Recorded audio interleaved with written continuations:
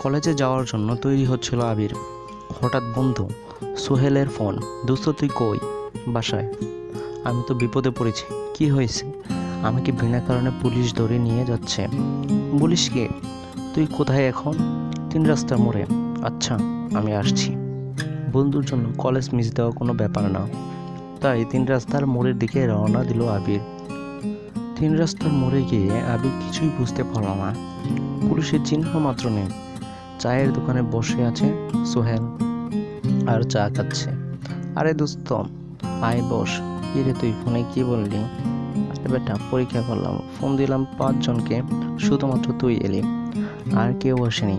তার মানে পুরো ব্যাপারটা বানানো? হ্যাঁ রে দোস্ত, তুই আমার প্রকৃত বন্ধু। আমি তোর প্রকৃত বন্ধু হতে পারি, কিন্তু তুই আমার প্রকৃত বন্ধু না। মানে মানে হলো, প্রকৃত বন্ধু কোনো জন্য বন্ধুত্বের পরীক্ষা নেয় না। তুই স্বার্থপর। বন্ধুত্বের মধ্যে কোনো স্বার্থ নেই। নিঃস্বার্থভাবে যে সম্পর্ক থাকে তাকে বলে বন্ধুত্ব। আমি চললাম।